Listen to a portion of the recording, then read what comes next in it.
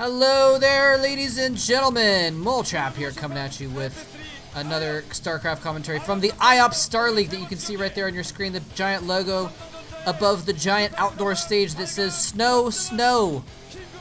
And Snow is not actually one of the players. I don't know if Snow was playing back in this year. I don't think he was actually a thing at that point in time. But in any case, we got a nice ZVZ here between Saferzerg, who is on your left of your screen, and Julyzerg, who's on your right of your screen.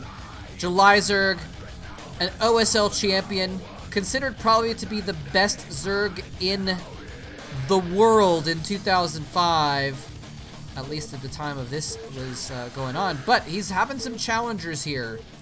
You know, he was not able to get all the way to the end of the last Star League. And we've got, you know, players like GoRush showing strong performances in the Star League. And now we got this up-and-comer called Saferzerg. And so we're going to have a ZVZ between these two Zergs who both have Zerg in their ID. Very interesting. Safer. I think it's, I was gonna say like maybe I should call them Safer and July and just abbreviate, but I think I'm just so used to saying Julyzerg that I think that throw me off to try and think of it that way. Anyway, we got Saferzerg is gonna be the white Zerg player at the top left of your screen, by the way, and Julyzerg is gonna be the yellow Zerg player at the bottom left of our screen. As we get started into this, before we get too far into it though. Because this is an air map, by the way, so we're not going to see any early harassment or anything. So I'm going to take a second to just say apologies that it's been a little bit since I put out a commentary. Just wasn't feeling up to it this week, unfortunately. Don't worry, it's nothing serious or anything like that, but not feeling my best. But trying to get back on track, back on schedule. And then I actually did record this game, admittedly. A couple days ago, and discovered after the fact, after I uploaded it, actually, thank you to those of you that commented, because otherwise I wouldn't have realized it, to let me know that the sound was off. So I just checked, and I had been doing some stuff on my recording software, and I had muted the mic, and I didn't unmute it when I recorded because I didn't realize that I had muted it before. So apologies for that, but we got the mic going strong. We got the spawning pool going strong down as well for both players. So like I said, this is an air map, and it's interesting. You know, you've probably seen this map before, but you've got an expansion on your island, sort of, but the gas and the minerals are separate. So you kind of have to choose if you're gonna put your second hatchery next to the minerals or next to the gas. And there's got some fans. It's so hardcore that these guys and gals are all bundled up to go outside in this snowy area to watch some StarCraft. Both players doing a pretty similar build right now. Might even be identical builds, actually. Let's see. There's the spawning pool popping for Saferzerg. Actually, I think that's a little bit earlier. So I think Saferzerg are going for the spawning pool a little bit earlier. So here's an interesting thing. So Julyzerg has opted to go for his hatchery. Yeah, there's his spawning pool not complete. Julyzerg's going for the hatchery at the minerals.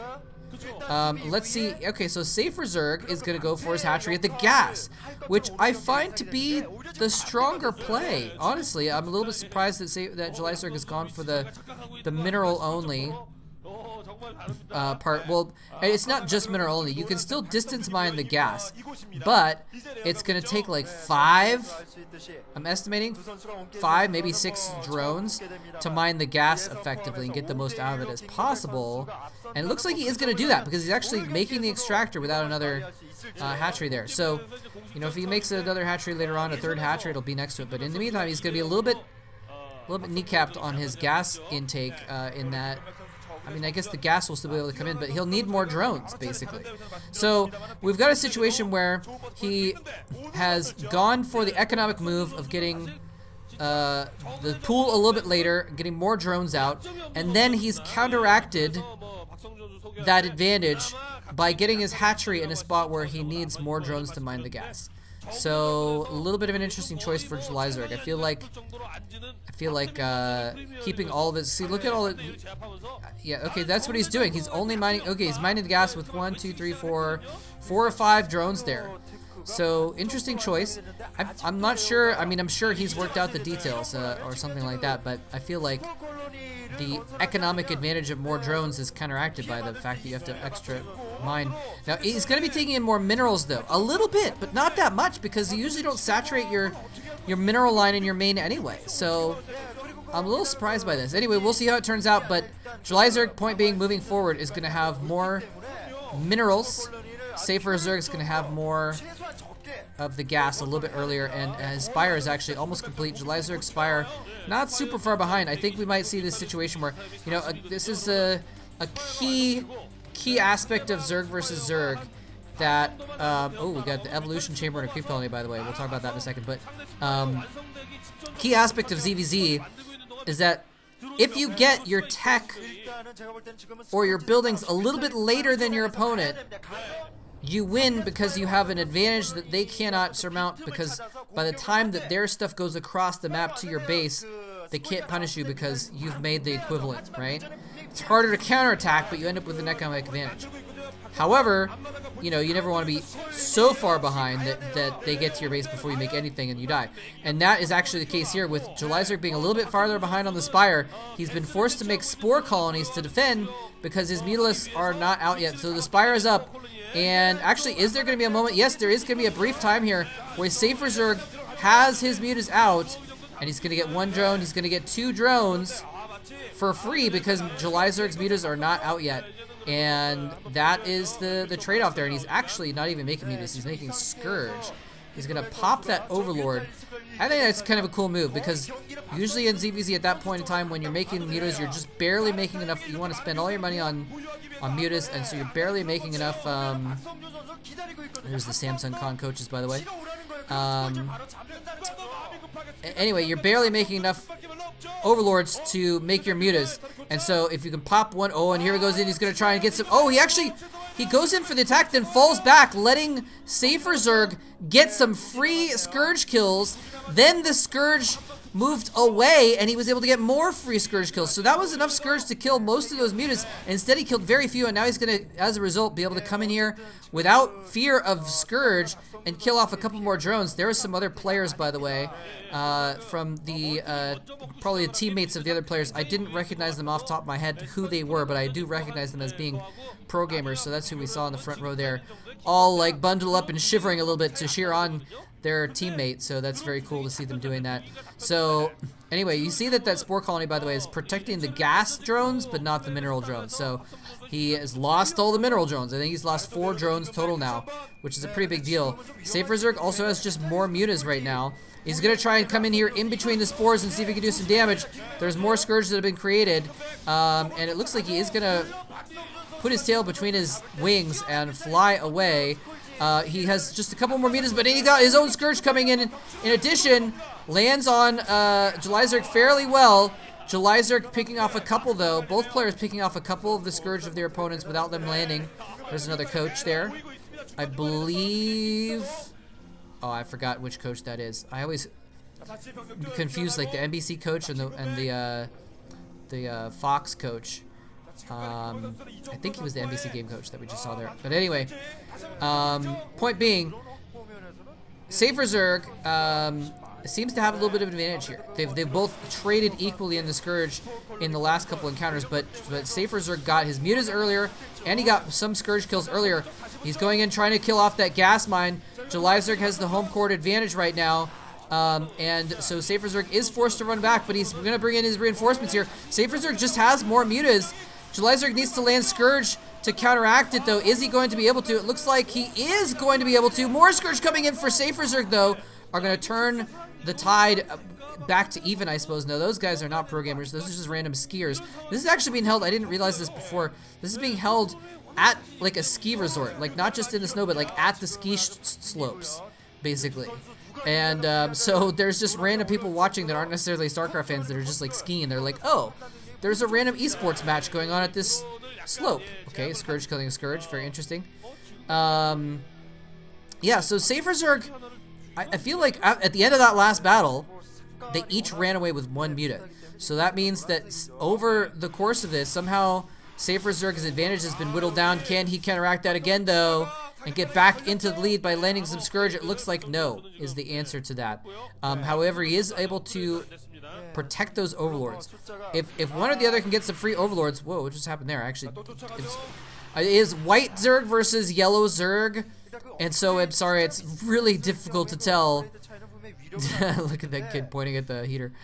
It's really difficult to tell whose units are whom's.